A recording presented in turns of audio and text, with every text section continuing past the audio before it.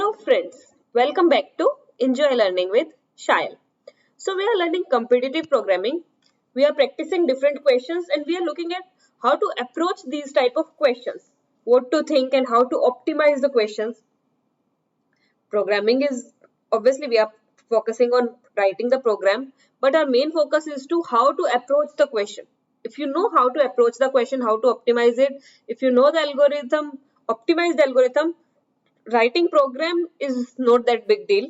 In competitive programming, our focus is always on how to optimize this question, how to optimize the solution, and how to write the solution within some given time limits and space limits.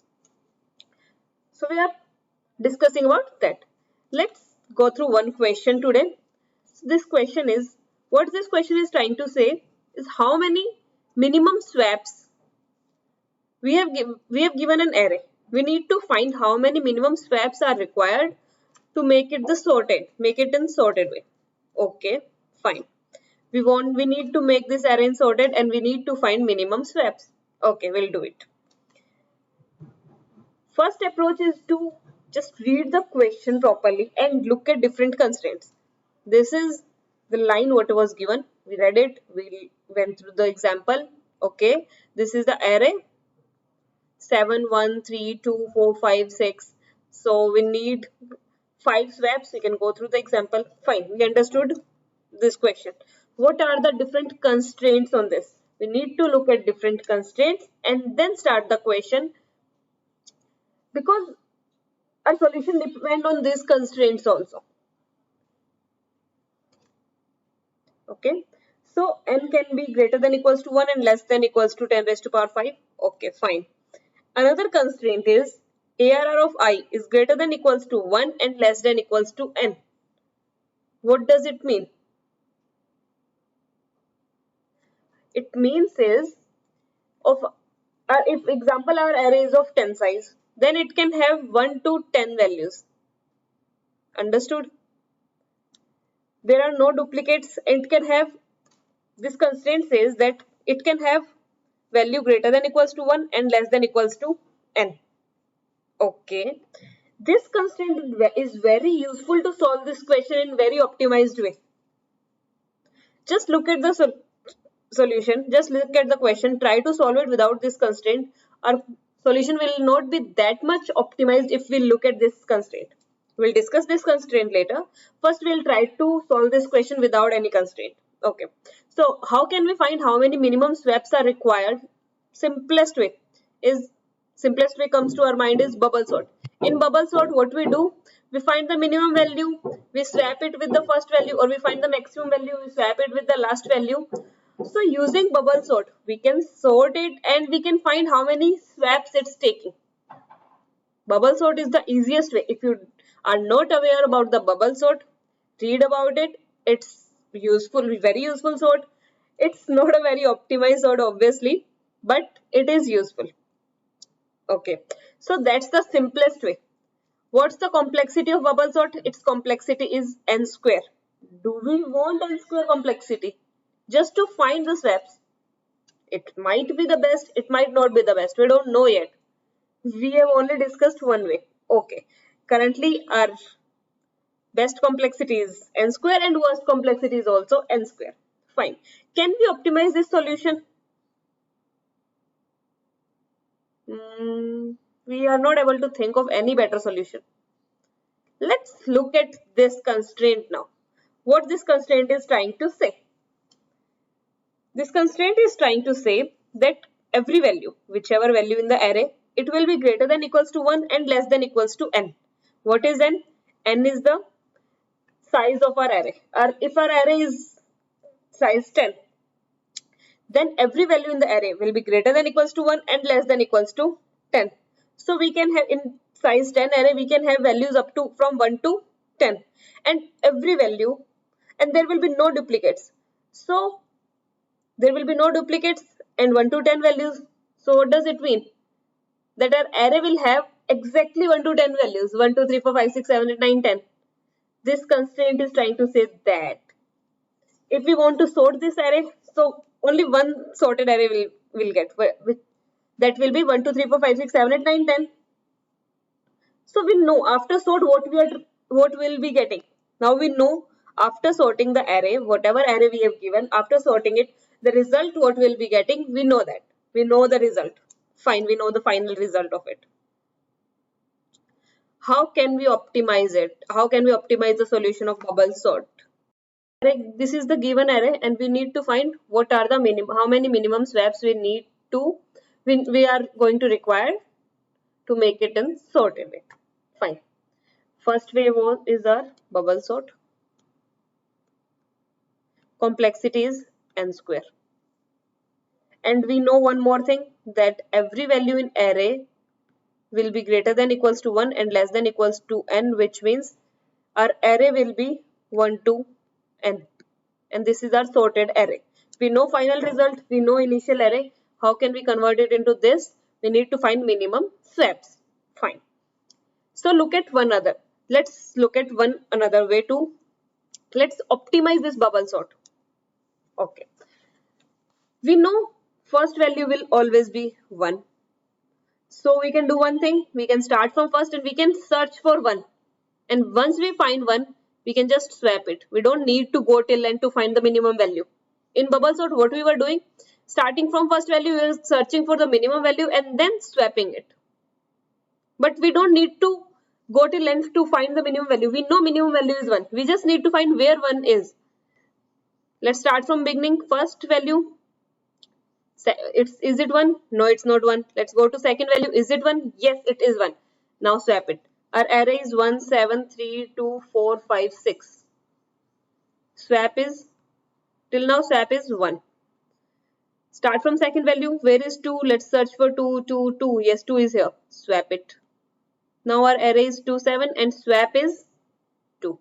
Let's search for 3. 3 is already at its place. Fine. Search for 4. 4 is here.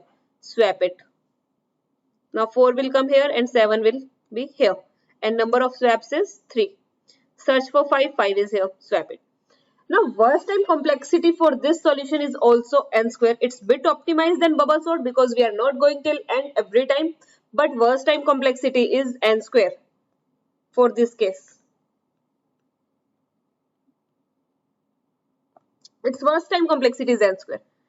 Can we optimize it now still?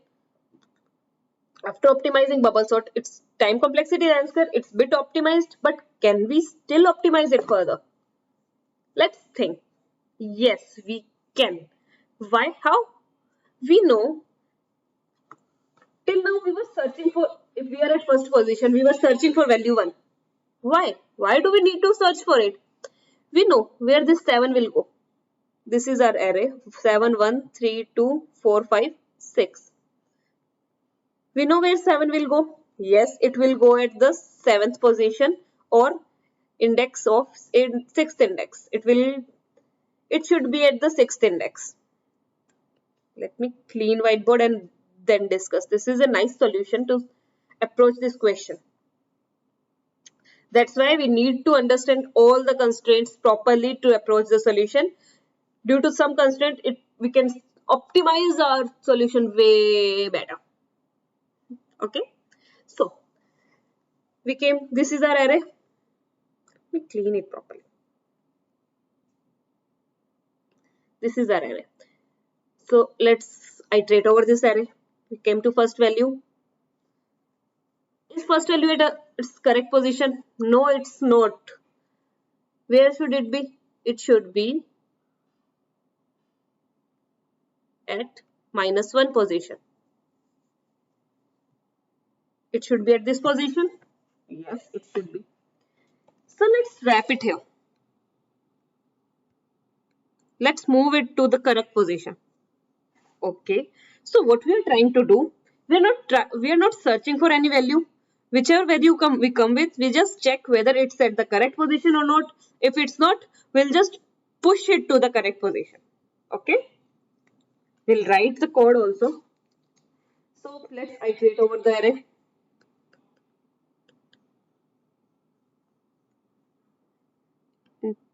I equals to 0. I less than equals to n. We don't want I plus plus. Why? We'll look at the solution. So for first thing, don't want less than equals to 1. Yeah. What we need to do, just look at the first value. If the value, if AR of I is equals to I plus 1, it means it's at the correct position. We don't need to do anything. If the value is plus 1, then well and good.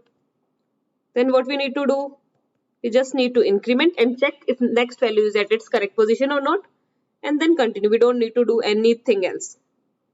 Okay. If this is not the case, our array was 7,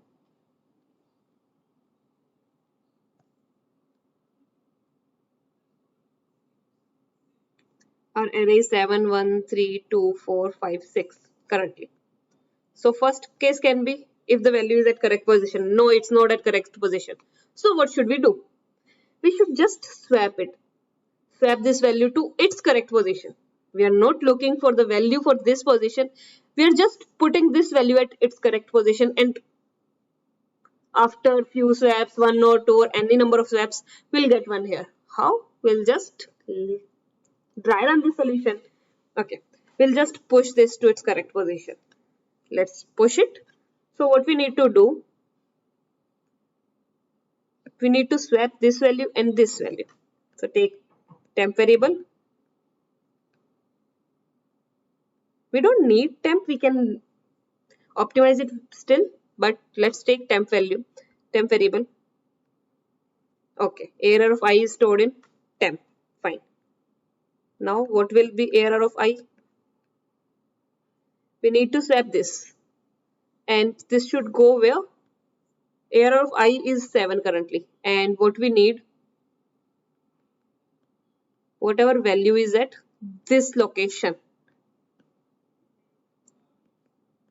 -1 location. And what value should go in this -1 location? Yeah, we need temp.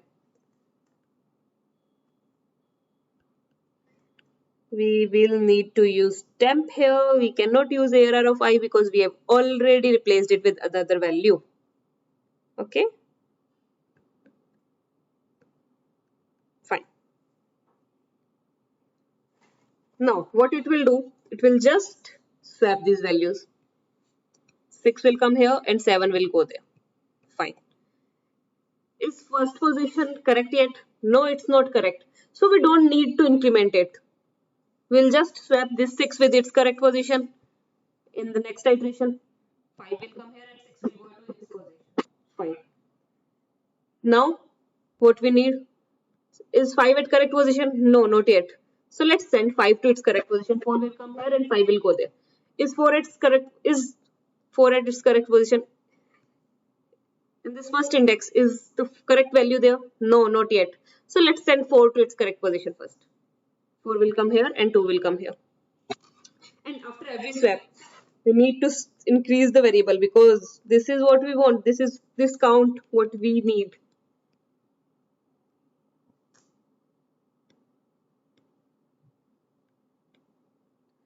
So in this solution, what we are trying to do, we are just trying to send every value to its correct position. We are not searching for anything because we know what's the correct position for every value. And this solution will work fine within time and space limits. You can check it out.